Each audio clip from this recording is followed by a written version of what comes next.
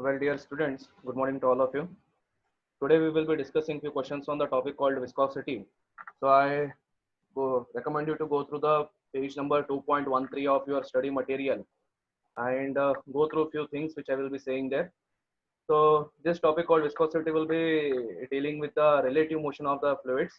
As you can see here, what will happen is relative motion of the fluids. There will be an opposition offered by one layer of a fluid to the other layer while it is moving, and this property we call it as viscosity.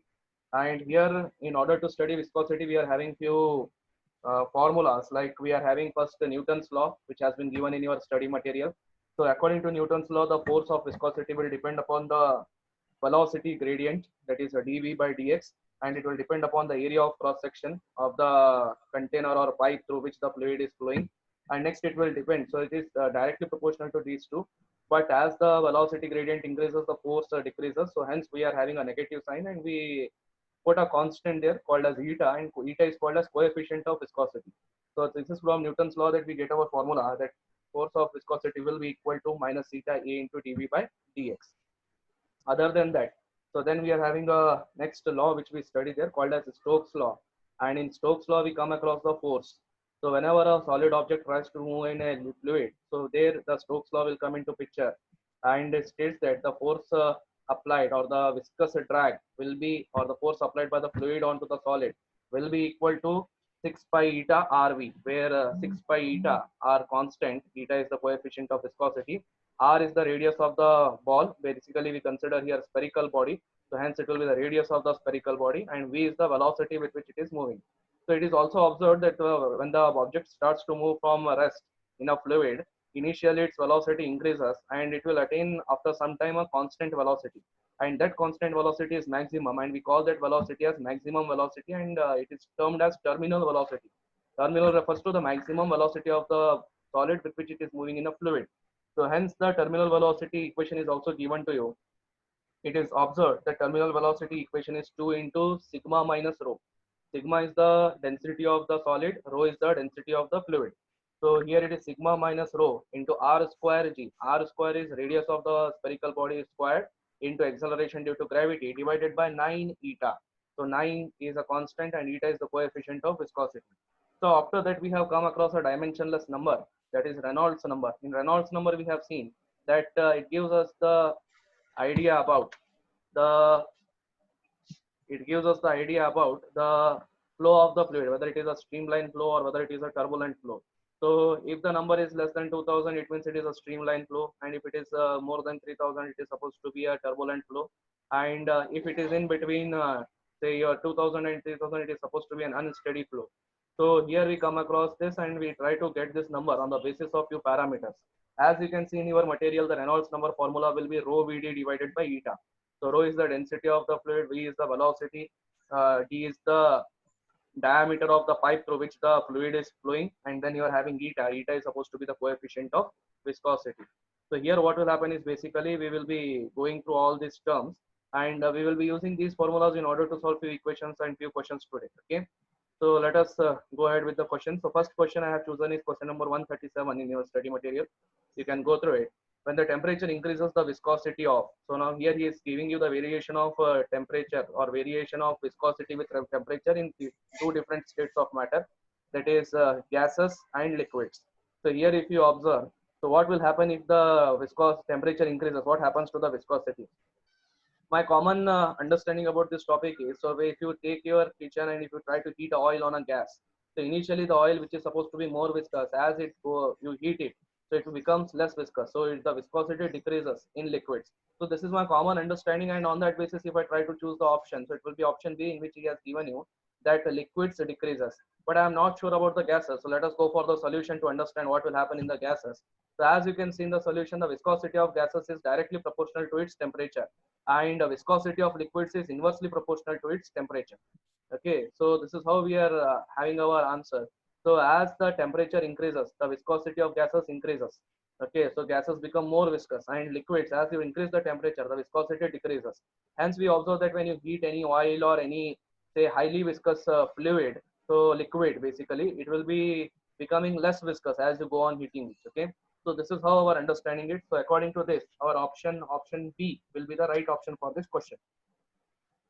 Next question, question number 138. 8 drops of water, each of radius 2 mm, are falling through air at a terminal velocity of 8 centimeter per second. If they coalesce to form a single drop, then the terminal velocity of the combined drop will be. So already in surface tension, we have solved this type of numericals wherein the coalesce will come. So 8 drops will combine or coalesce to give you single drop. And now here we need to understand what will happen to terminal velocity. So we know very well that the formula for terminal velocity is Vt equals to 2 into sigma minus rho r square g divided by 9 eta. So here what will happen is basically, if you find this terminal velocity, it depends upon the radius and coefficient of viscosity. So with radius, it will change. So we know very well that when 8 drops will combine to give you a single drop, so it means the radius of the drop will also change. There will be a difference between the radius. So hence we need to know what is that new radius of a bigger drop, and then we can go ahead with the calculation of terminal velocity. So I have solved it in the same manner. You can go through it. In the question, the volume of the water will remain same. Hence we are having 4 by 3 pi r cube. So here capital R is the radius of the bigger drop, and small r, that is 8 into 4 by 3 pi r cube. Small r cube is the radius of the small drop. So volume of larger drop is equal to volumes of 8 small drops. So r cube will be equal to 8 r cube. So when you try to solve it, you'll get capital R equals to 2 into 2 times small r. So we know that terminal velocity is given by this formula, and it varies as r square. So Vt dash divided by Vt. Okay, so here Vt stands for terminal velocity, nothing more than that. So Vt dash divided by Vt will be equal to capital R square divided by small r square. So capital R, as you can see, it has been proved that it is equal to 2 into small r. So it will be 2r whole square divided by r square. So it will be 4r square by r square. So r square gets cancelled. So it will be equal to 4. So hence Vt dash will be equal to Vt into 4. So Vt is given to you. Terminal velocity is supposed to be 8 centimeters per second. So hence it is 8 into 4, which is 32 centimeters per second. So according to this, the option A will be the right option for this question. As simple as that. In this topic, you won't find more difficulty to solve the questions, as the questions will be directly based upon the formulas. If you know the equations and you are able to calculate the force, then we can go ahead with it. So next question is question number 139. A metal plate of area 2 meters square is pulled horizontally with a velocity of 0.5 meters per second on a liquid layer 1 millimeter thick. The force required if the viscosity of the liquid is 12 Newton second per meter square is. So we need to calculate the force, and here he has given you the area, he has given you the velocity, he has given you the thickness of the layer, and then we need to calculate coefficient of viscosity is also given to you, but we need to calculate the force. So let us go ahead with the calculation. So here I use Newton's law to calculate it. So according to Newton's law, the force due to viscosity will be Fv, that is force due to viscosity, which is equal to minus eta A dV by dz. Now dV by dz is supposed to be the velocity gradient, and you know very well why we have taken this term, because viscous force will not depend, or it will not be a constant force, and it will depend upon how the velocity of a fluid is changing. So as you move from the fixed end of a pipe to the center in a pipe, you know very well the velocity goes on increases, hence the viscosity goes on decreases. So that is how we are having our relation. Therefore, we are having this equation minus eta A into dV by dz. So from the above equation, if Newton's law of viscosity, we can substitute the value. So here dV by dz has been chosen as a gradient, but here as he has given you directly the velocity as constant, so you can take it as v by y. Instead of taking v by z, I have taken it as v by y. In fact, you can take even v by x also in one particular direction. Here we take the coordinate axis x, y, and z. So along any one particular axis, you can take this equation. Okay. So hence we are having this equation f equals to eta AB divided by y. So he has given you the data, you can go through it. So now eta value, A value, and V, and as well as y. So here y refers to the thickness, so he has given you it as 1 millimeter, so it is 1 into 10 raised to minus 3. When you substitute and calculate it, you'll get the answer as 12,000 Newton. The force acting on it will be 12,000 Newton, and option C will be the right option for this question. So direct formula and substitution it is. Okay, so you can go through it. Next question, question number 140. Find the minimum force required to drag a hard polythene plate of area 2 meters square on a thin film of oil of thickness to 0.25 centimeter and eta equals to 15 poise. Assume the speed of the plate is 10 centimeters per second. So here he has given you the speed of the plate, he has given you the thickness of the oil film, and he has given you the coefficient of that oil and the coefficient of viscosity of the oil. He has given you the area. We need to calculate the minimum force. So minimum force required to drive this, okay, to pull this plate, a polythene plate, in this liquid. So let us try to calculate it. Again, direct formula. So it will be F equals to eta EV divided by Y. It is from Newton's law. I have used this formula. So you are having it as F equals to 15 into 2 into 10 raised to 4. Okay, because here you can see, just a minute. So here, yeah, he has given you it as 2. So here it will be 15 into 2 into 10 raised to 4. into 10. So here he has given you coefficient of viscosity as 15 poise. So you can substitute even that. So 15 into area of cross section is 2 into 10 raised to 4 into velocity is 10. So here he has given you 10 centimeter. What I have done here is basically I have converted into CGS units. If you observe the options, it is in dynes. Hence what I have done in the question, he has given you 2 meters square. So I have converted into centimeters. So it will be 200 centimeter square. So it will be 2 into 10 raised to 4. Okay, that will be the basic factor here. So it will be 2 centimeter square. So 2 into 10 raised to 2 whole square. So it will be 10 raised to 4 into 10 divided by 0.25. So as it is, I have substituted here. So we will get the answer as 1.2 into 10 raised to 7 times, which is the answer in CGS units. So according to this solution, our answer will be answer C. Option C will be our right option for this question. So 1.2 into 10 raised to 7 times. Next, moving further, a force of question number 141 it is. A force of 3.14 Newton is required to drag a sphere of radius 4 centimeter with a speed of 5 meters per second in a medium in gravity-free space. The coefficient of viscosity of the medium is. So here we need to calculate the value of eta. He has given you the force, he has given you the radius, he has given you the speed, and then we need to calculate the coefficient of viscosity. So let us go ahead with the solution. So here I use the Stokes law because in the question he has given you it is required to drag a sphere of radius. Now it is a sphere, spherical body. It means we have to go ahead with the Stokes law, and we can calculate it here. So then your equation will be F equals to 6 pi eta RV. So eta will be equal to F divided by 6 pi RV. So just substitute it. So 3.14 divided by 6 into 3.142 into 4 into 10 raised to plus 2 into 5. So it will be giving you 8.3 into 10 raised to minus 5 poise. So this is supposed to be the coefficient of viscosity. So 141st first question, it will be option A, which will be the right option for this question. Here if the question comes why we have not used Newton's law. Here the reason why we have not used Newton's law is here he has not given you the thickness of the film. So if he has given you the thickness, that is y, x or z, then you can use the Newton's law to calculate the viscous force. But since it is a motion through a fluid, we need to use the Stokes law from this equation. Okay. So let us go for the next question. Question number 142. A space 2.5 centimeter wide between two large plane surfaces is filled with oil. So as you can observe in the diagram, so you are having two plane surfaces, and in between that the difference is 2.5 centimeter. So now a space 2.5 centimeter wide between two large plane surfaces is filled with oil. Force required to drag a very thin plate of area 0.5 meters square just midway the surface at the speed of 0.5 meters per second is 1 Newton. So as you can observe in between these two surfaces planes, I am putting another surface and I am trying to pull it with a force F. If you can observe the diagram, it will be given to you, and that plate is or that surface is exactly in between the two plane surfaces. So if it is the distance is 2.5 centimeter between two plane surfaces, then I am placing from one surface at a distance of 1.25 centimeter the other plate so that it can be moved there. Okay. The force is given to you, speed is given to you. Now we need to calculate the coefficient of viscosity in kg second per meter square is.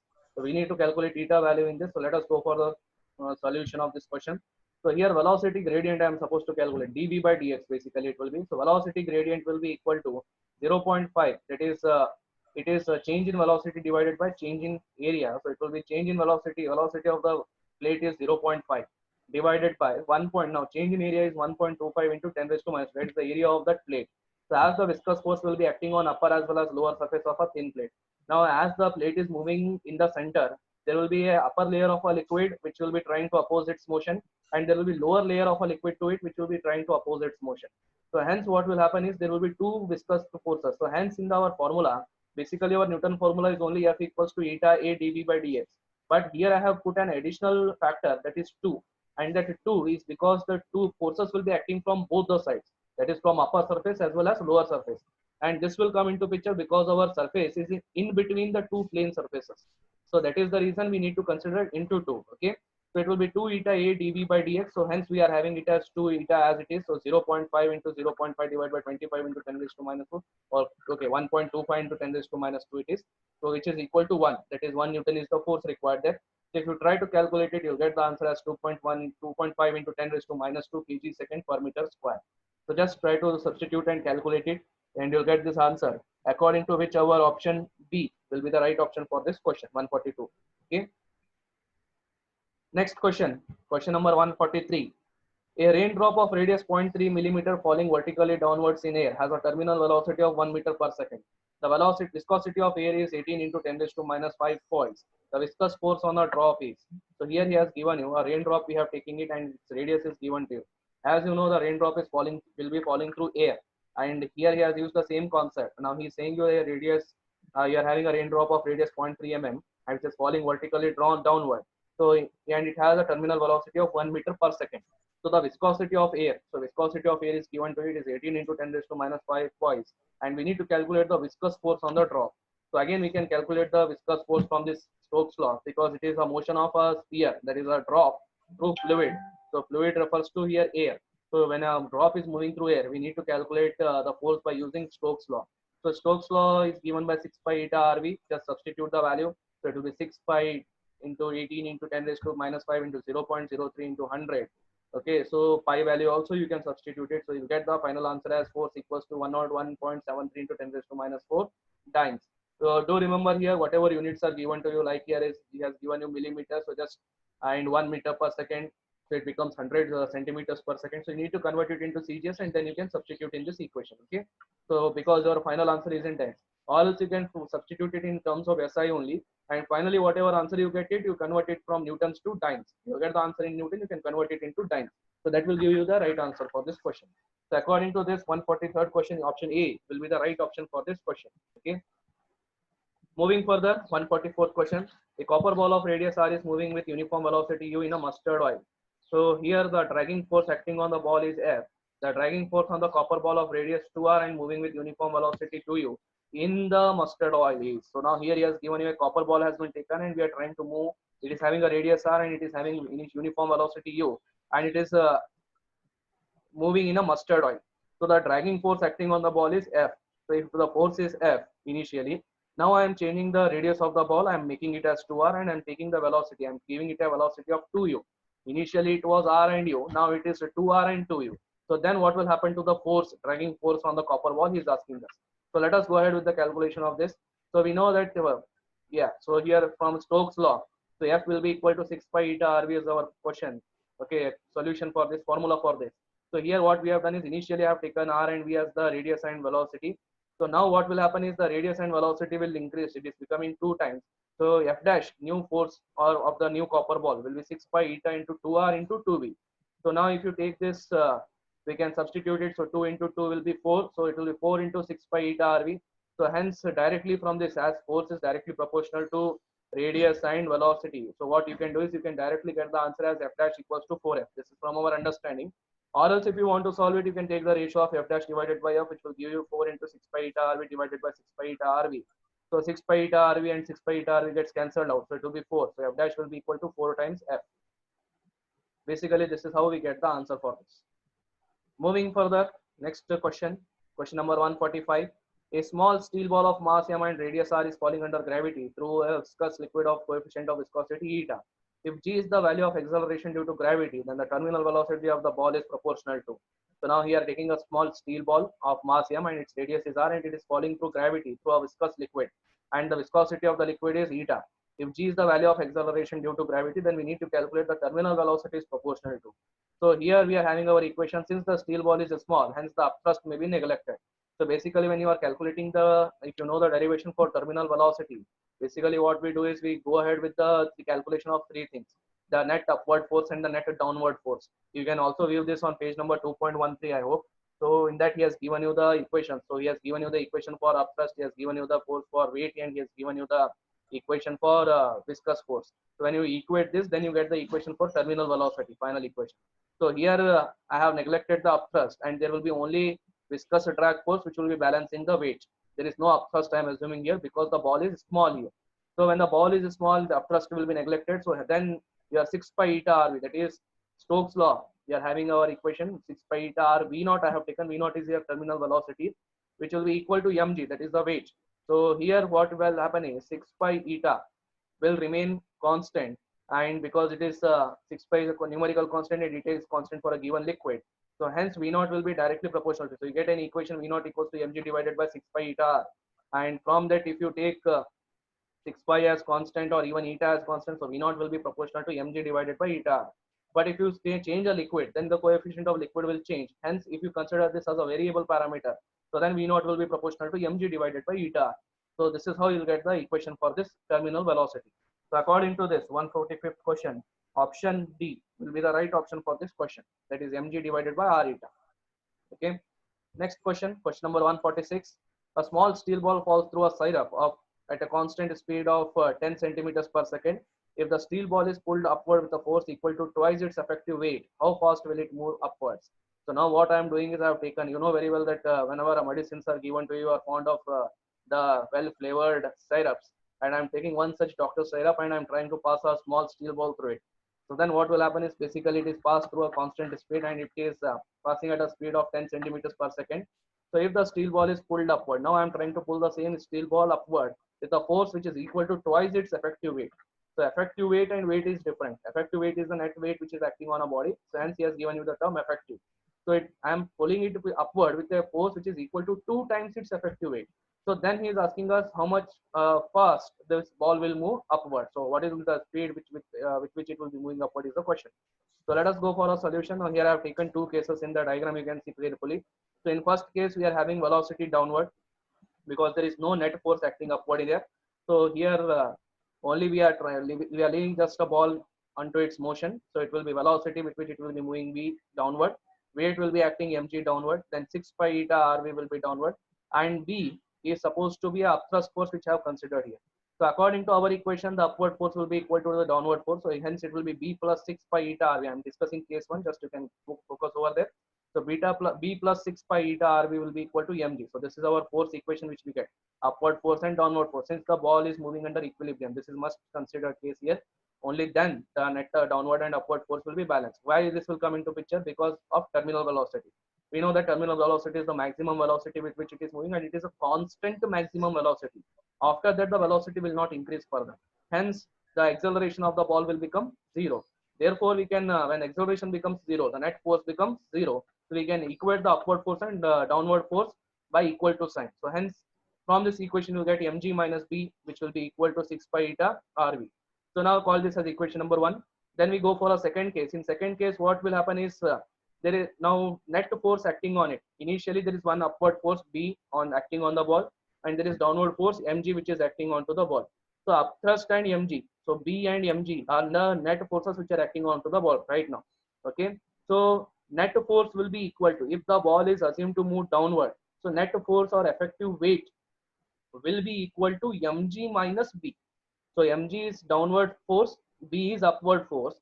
Since the motion or acceleration of the body is downward, mg, hence mg will be greater than b. So hence it will be mg minus b. So this type of equation you have come across in laws of motion, Newton's laws of motion, wherein you calculate the net force. So now he is saying you that you are pulling this ball upward with 2 times of its effective weight. Now effective weight here is mg minus b. 2 times its effective weight will be 2 into mg minus b. And based upon that, you will be able to get now equation. So here now upward force will be F, which will be added upon by B, which is upward direction. And next you are having it as mg, which is acting downward, and 6 pi eta rvt, which is acting downward. So it will be F plus B, which is equal to mg plus 6 pi eta rvt. So now substituting the value. So F value you can substitute it, just open the bracket. So it will be 2 mg minus 2b.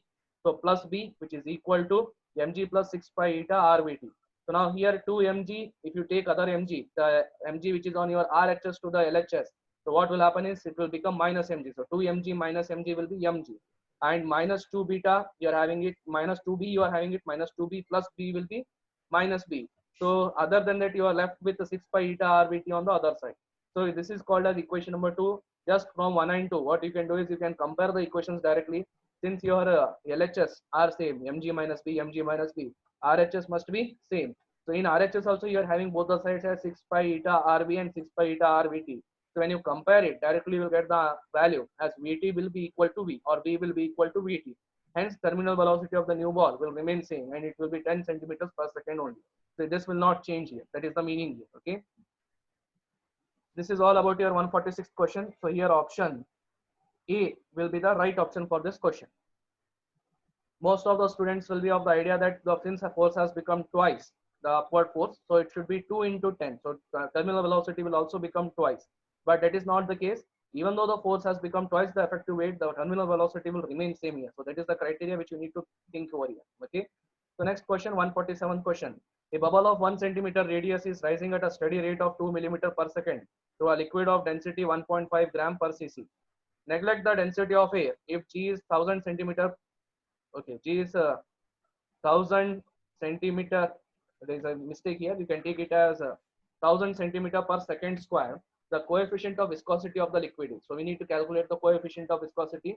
Observe he has given you a bubble which is having a radius of 1 centimeter and it is rising at a steady rate of 2 millimeter per second through a liquid of density. So the density of the liquid is given to you. Density of air you have to neglect it. Okay, since it is very small, we can neglect it. If G is value is given to you, this is given in CGS units. So it will be 1000 centimeters per second square. Then the coefficient of viscosity we need to calculate. Okay, so let us go for it. So here mg will be equal to 6 pi eta rv. So this is from the balancing force equation. Since it is moving at a steady rate, so it means the acceleration will be zero. And when acceleration will be zero, so then what will happen is you will observe that the net force acting will be zero. So you can equate the forces on both the sides. So it will be mg downward force will be equal to upward force, that is viscous drag, which is 6 pi eta rv. So here volume into density into g. Now mass can be written as volume into density. So I have substituted it.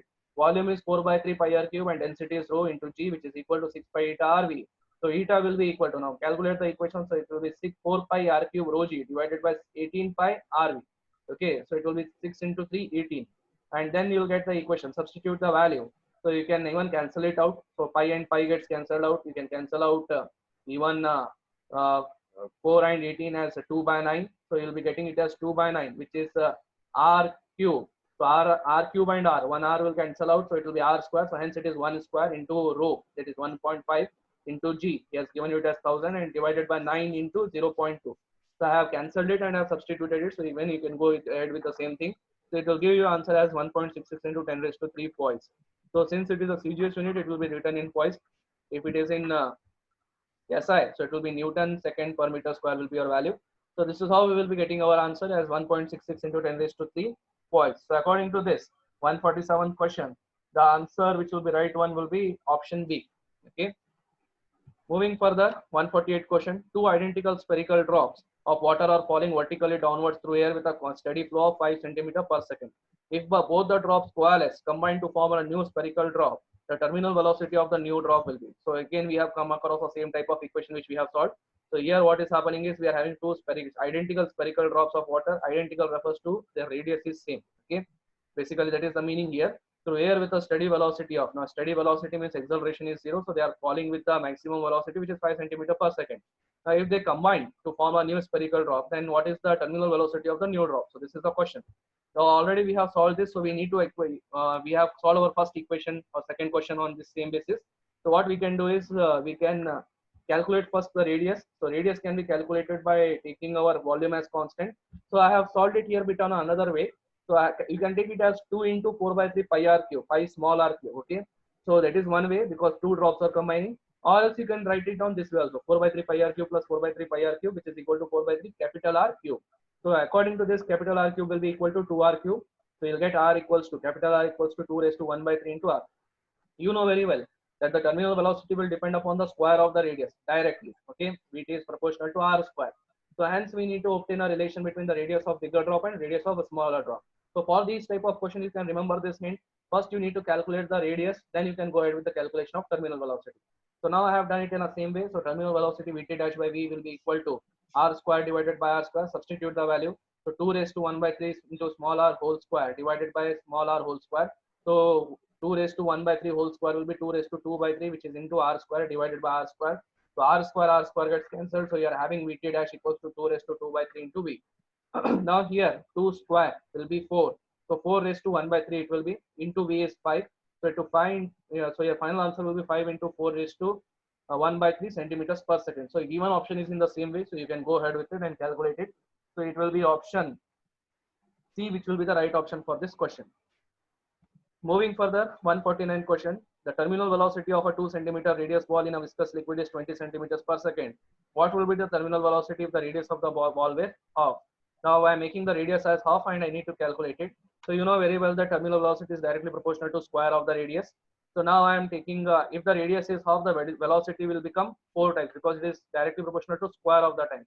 So here what will happen is V naught dash by V will be equal to, you can take it as R square divided by, or R dash square divided by R square.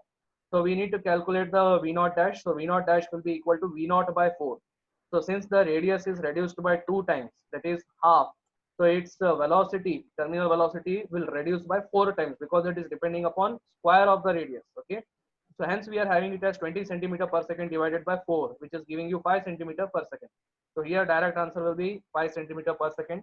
So 149th question, option D will be the right option for this question.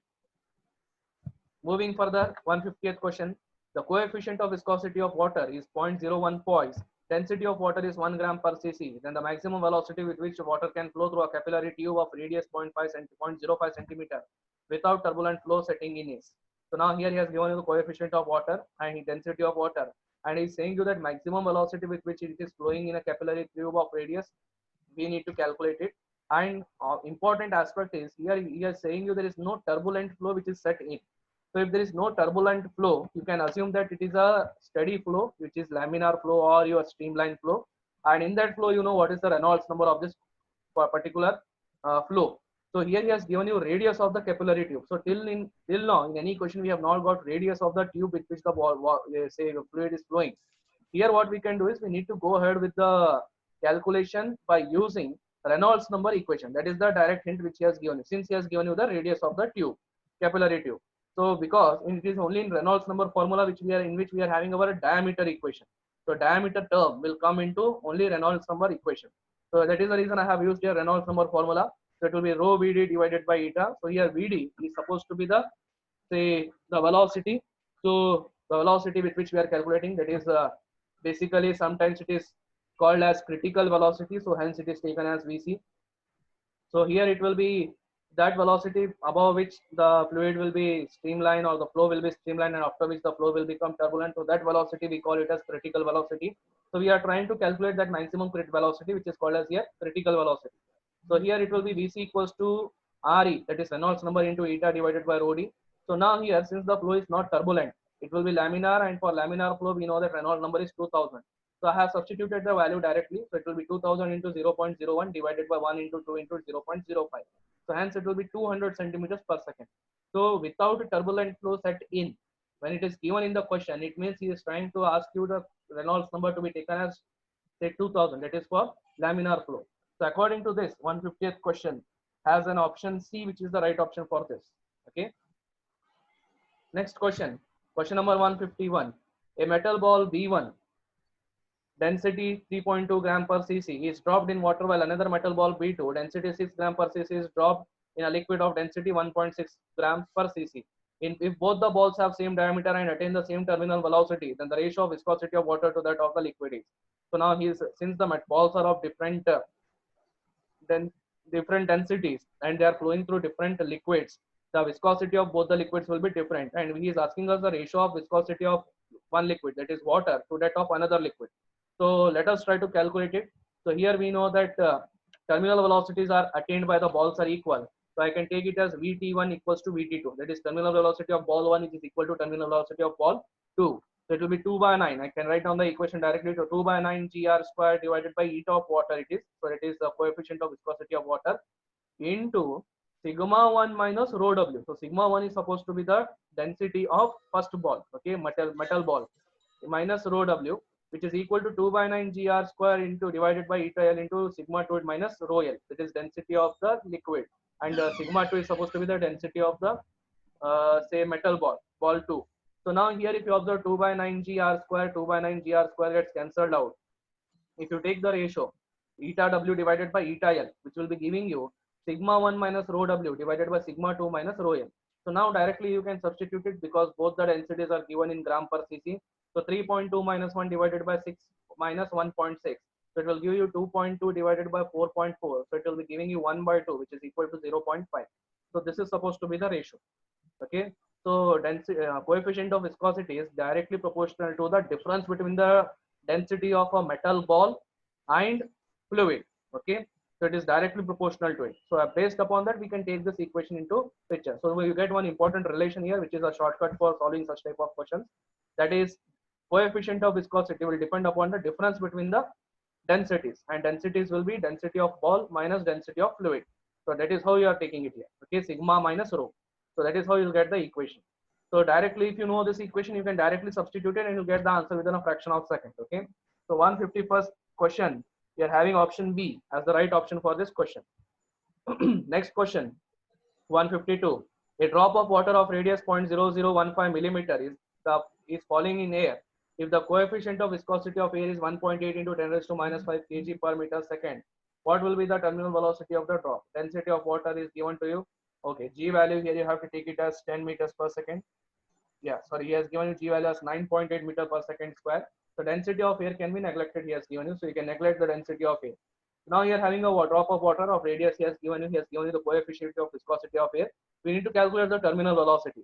Here our terminal velocity equation, basically if you go, it is 2 by 9 into r square into say your rho minus sigma or sigma minus rho. So it depends upon the density, which density is higher, because it cannot be negative. Velocity will not be negative terminal velocity. Hence we will take rho minus sigma into g divided by eta. But here, since he has given you rho as density of water, sigma as density of air, I have considered it. So density of air is negligible. Okay. So sigma is very much small compared to rho. So hence what we can do is we can neglect it. So we can consider only sigma as 0, and we can consider only rho, that is density of say water, and then we can substitute it. So your new equation will be V equals to 2 by 9 into r square rho g divided by eta. So then you substitute it, it is 1.5 millimeter. So 1.5 into 10 raised to minus 6 whole square. So then it is into 1 into 10 raised to 3 into 9.8. So divided by 1.8 into 10 raised to minus 5. So you'll get the final answer as 2.72 into 10 raised to minus 4 meter per second. Okay, so this is how you can go through it. So I have taken 1.5 into 10 raised to minus 6. Most of you will be having a doubt here. So radius is 0.0015 millimeter. So just shift the decimal towards your right. So it will become 3 digits. If you shift, it will be 1.5. So it means it is 1.5 into 10 raised to minus 3. And then you are having milli. Milli is again 10 raised to minus 3. So 10 raised to minus 3, 10 raised to minus 3 will be 10 raised to minus 6. Hence in this solution, I have substituted it as 1.5 into 10 raised to minus 6 whole square. Okay. So that is how you'll be having the clarity about this solution. So now moving further. So according to this, if you go through 152, your option, which will be right one, will be option A, which is the right option for it. So you can go through and calculate it. Next, question number 153. A metallic sphere of radius 1 into 10 raised to minus 3 meter, density 1 into 10 raised to minus 4 kg per meter cube, enters a tank of water after a free fall through a distance of h in the Earth's gravitational field. If its velocity remains unchanged after entering water, determine the value of h given. So now here what is happening is you are having a metal sphere of radius and density, and it is entering a tank of water after a free fall through a distance. So first it is moving through air, that is it is having a free fall, and then it is moving through a water. So now in a Earth's gravitational field it is moving, and if the velocity remains unchanged after entering water, so say suppose the velocity has not changed even after entering the water, this is practically not possible. In free fall the velocity will be different, and in the water the velocity will be different, because here the terminal velocity will change, and he's saying you to consider it as same. So we'll consider it as same, and we need to calculate the say value of h, means what is the distance through which it is moving in air. So here if you can go through, here I have taken it, the velocity attained by sphere under free fall. Just go through your first chapter, that is motion in a straight line, in which you are having free fall concept. So you are having your equation for kinematic theory, that is v square equals to u square plus 2as. So it is your equation, correct? V square minus u square equals to 2as basically. So when you substitute s as h and when you take a as g for a free fall, the initial velocity will be 0, u will be 0. So you'll get v square equals to 0 minus 2gh. So it will be, or 0 plus 2gh. So v will be equal to root of 2gh will be your equation. So this is basically the equation for velocity, final velocity attained by a sphere under free fall. Now this should be equal to the terminal velocity of the body which is moving in a fluid. So hence we can take this and equate it. So you'll get the value. I have calculated the terminal velocity first. So v will be equal to 2 by 9 r square rho minus sigma into g divided by eta. So when you substitute, all the parameters are given to you, you can substitute it. So just you'll get the answer of velocity as 20 meters per second. And then when you substitute this velocity and calculate h from the first equation, you'll get h equals to v square by 2g. So 20 square by 2 into 10, which will be 400 by 20, which will be giving you 20 meters. So height attained by the, or height or distance traveled by the ball in air will be equal to, or height h will be equal to 20 meters. Okay. This is how we will get the answer for this question. So the last question for today's discussion, 154th question. Consider the following statements. Now here he has given you the statements. Young's modulus is numerically equal to the stress which will double the length of the wire. Viscosity of gases is greater than that of liquids, and the surface tension of the liquid decreases due to the presence of insoluble contamination. Now the statements that are true are, so we need to calculate those statements. Okay, so here there is a slight change. The number of statements that are true, he is asking us. How many statements of these three are true? He is asking us. So the option given in your books are 1, 2, 3, and 0. Okay, so 1 is true, 2 is true, 3 is true, and there is no statement which is true. So here, if you observe, first and third statements are correct statements, because Young's modulus is numerically equal to stress, which will be double the length of the wire.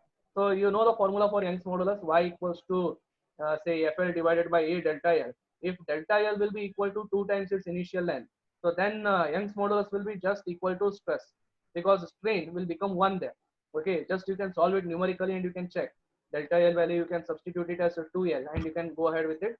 Then your Young's modulus will be directly equal to stress. It will be numerically equal to stress. Strain will become 1.